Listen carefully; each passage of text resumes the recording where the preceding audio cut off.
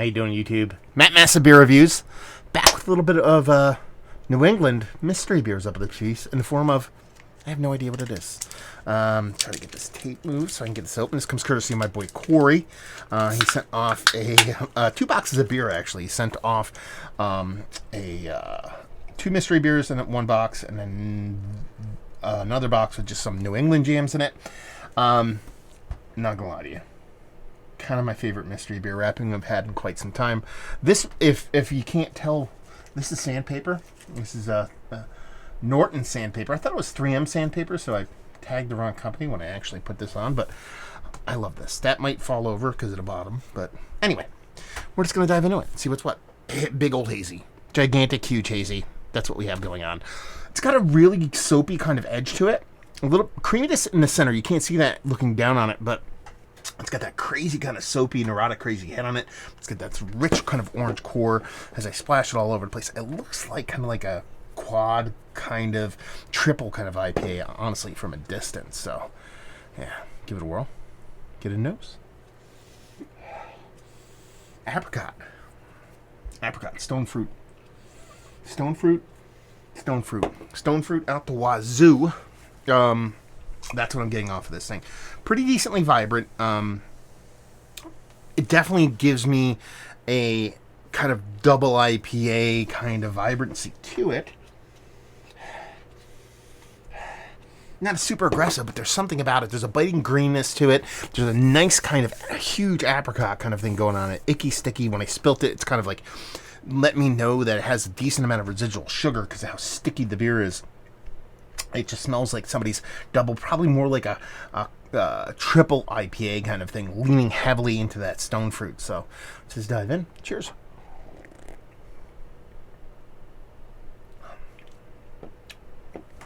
It's decently bittering, but I think there might be some carbonic acid kind of coming on in this sucker.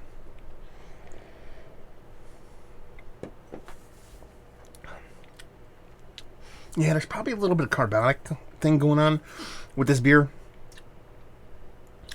Just because of how the bittering kind of comes off on this. So it has that big apricot thing that was actually on the nose. Is there in the taste, but it's not nearly as big.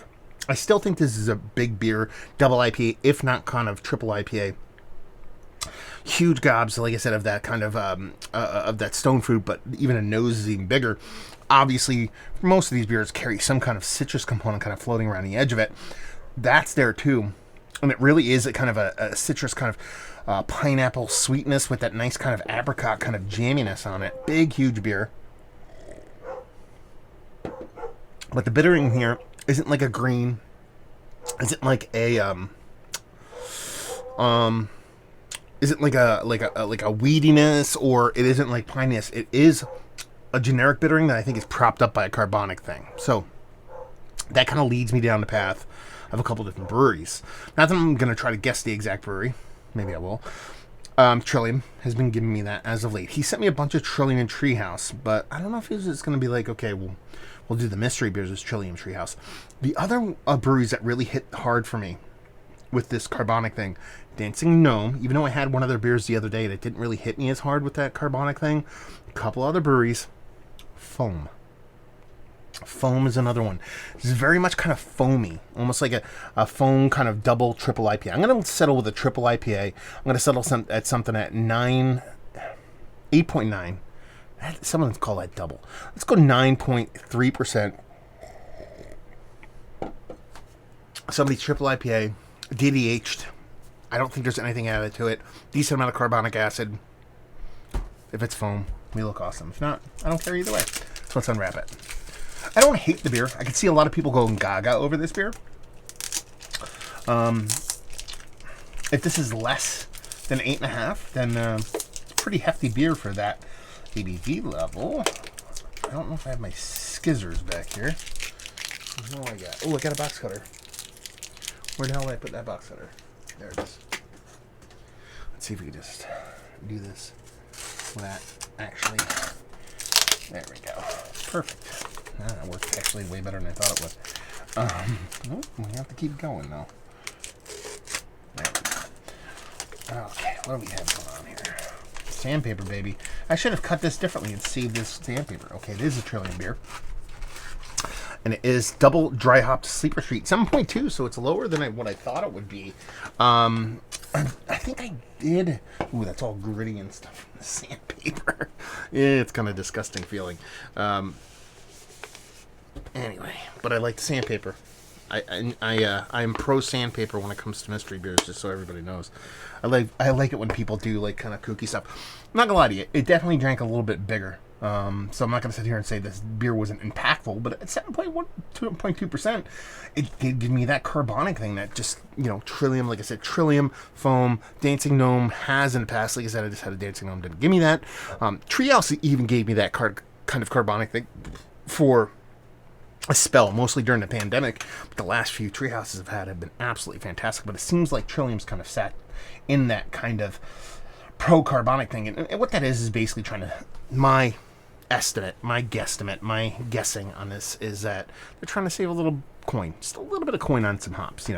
Kind of MSG it up with a little bit of carbonic acid. Put in maybe a Scotch hops, a little higher carbonic acid. You get a more impactful bittering or propping up the hop a little bit, which is fine. I know a lot of people use it in beer, just a little bit too heavy-handed here. What did I use? The example was truffle oil, I believe, is what the example I used in the 1 Trillium beer I reviewed from Corey that I sent off that wasn't a mystery beer. 7.2% as far as timing on this sucker. 624, so it's less than a month old. It's not what I remember from Sleeper Street. I've had Sleeper Street when they used to come in the 750 bottles, what is it, 5-6 years ago.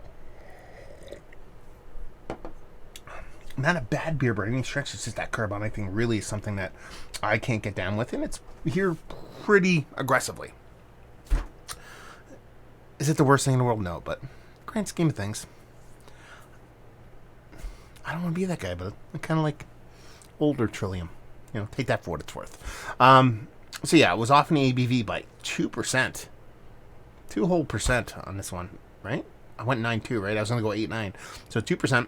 I named the brewery, but it really is more impactful than that 7.2%. Probably my favorite thing about the beer. The thing now would be like, if I'm going to hang my hat on anything, it's going to be the aggressiveness of the beer. A lot of these kind of IPAs tend to skew a little bit smaller. But yeah, tasty stuff. Not too shabby. But just not for me. And honestly, a lot of people aren't kind of bothered or aren't really affected by the carbonic thing. So if that's you, then you'll probably dig this. But for me, it's just a little bit too kind of aggressive in that front. Is this one of the better double IPAs I've had? Is like, even with all that being said, it's eking in there. I'm not going to leave it out because it's not hyper aggressive, but it's just, I know it's there, so it's not something I get swoony over. Every subsequent sip probably gets a little bit better. So at the end of this can, it might be a little bit better for me. But if, in the grand scheme of things, just not the best in the world. Valued availability in this thing, it's, Trillium.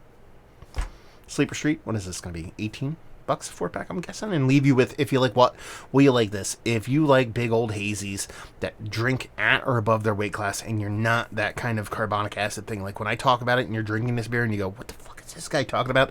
You're the guy that doesn't bother you. You will dig this, or girl, or they, or them, or anything in between. So there you go. Little mystery beer in the books. Thank you very much, Corey, for sending this off. If you ever want to send off mystery beers, you're more than welcome. Anybody out there, reach out to me at matt@massivebeers.com. The only way we could do them via y'all. If you've had this lately, please let me know what you thought.